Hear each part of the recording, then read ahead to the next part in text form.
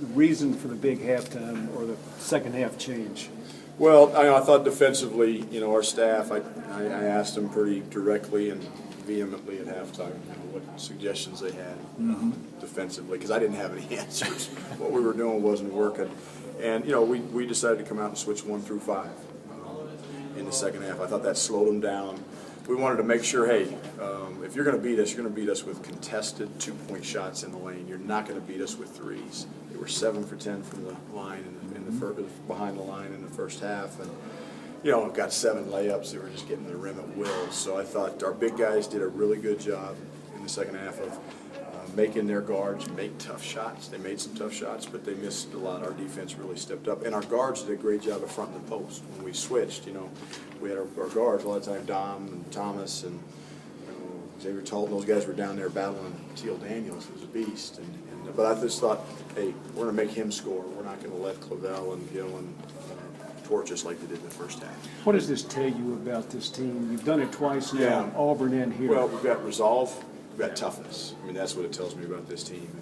And we've taken some guys' best shots. Auburn really played well in the first half against us. Colorado State just did. I mean, Fort Lewis did the other night at 44 points at halftime and shot 55%. So, but if we come out in the second half and we make the adjustments and change, but now the challenge is we got to do it for 40 minutes. But look, Colorado State, credit them. They made some tough shots, and Gian Clavel's a heck of a player, and Gillen's a heck of a player.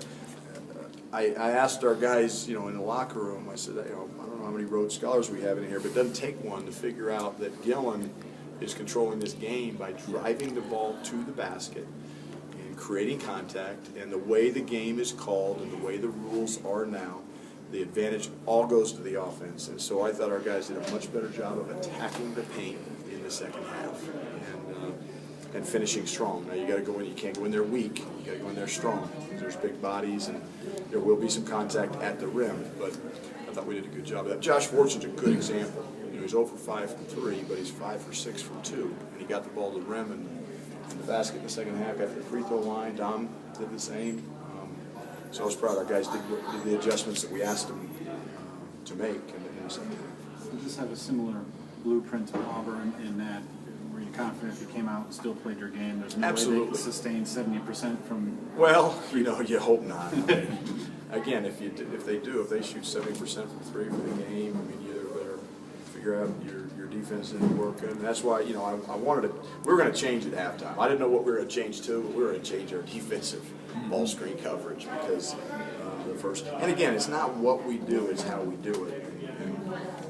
How we were doing it wasn't working. So our guys, again, credit our team. And there's good players in college basketball. I mean, Gian Clavel and John Gillen, there's good guards. I said that before the game. I'll say that now. They're good players. You've talked about Wes as an X factor, someone who can make a good team great. Did we see that in the second half? Absolutely, yeah, absolutely you did. The way he rebounded the ball, the way he got us going. He made a couple of jumpers there out of halftime. Shot him confidently. Does that scare you when he shoots threes? No, because Wes is a good shooter. As long as they're good shots and they're in rhythm, and again, that's why you work on your game. And we tell our big guys, if we recruit a big guy, when you come to Colorado, we're not going to. You're not going to be stuck on the block.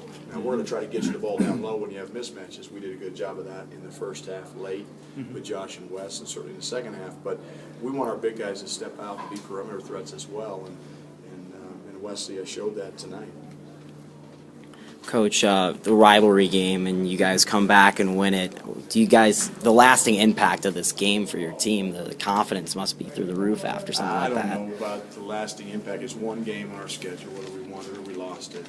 I do think we can gain some confidence from it and reaffirm that, hey, what we did against Auburn wasn't a fluke. We've got toughness. We're going to be in this position again probably at some point during the season. Might be at halftime, might be midway through the second half, whatever the case may be. And we know that we can come back. And again, my college coach is in the Hall of Fame, and he always said, coming back is easy. Coming back and winning is hard, and we've done that twice now. So I credit our players' toughness and resolve. once again, it seems like different players stepping up different nights for this team. The second half today is West. I mean, how big a strength is that team?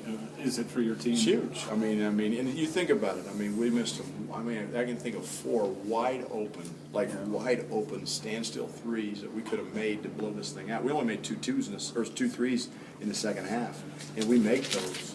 We can blow the roof off this place and take care of business. So yeah, again, the balance of this team is what makes this team have a chance to be really special. And whether it's Wes Gordon or Trayshawn Fletcher or Josh Fortune, one of those wings off the bench, or Xavier Talton came in and hit a big 3 in the first half. I mean, we shortened our bench a little bit in that second half, but we've got a lot of different weapons in this team.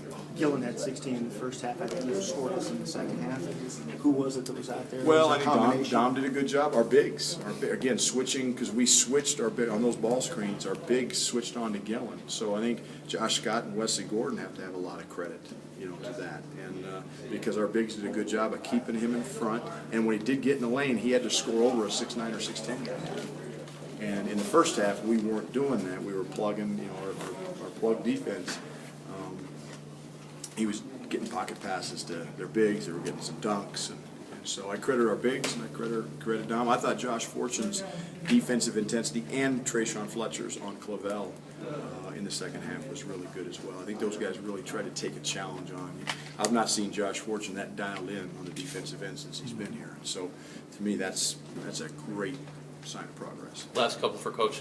Josh Scott says that this game could be typical for Wesley. What does it take to make this a typical Well, I game think for him? again we want Wesley. We want Wesley to be aggressive, and I think when he plays aggressive like he did tonight on the boards and offensively, he's a really good player. And again, Pat mentioned he's an X factor. He is, because when he plays like that, because Wes has a capability of being as good as he wants to be, and that's tonight was a really bright spot. Hopefully, he can use that as a springboard.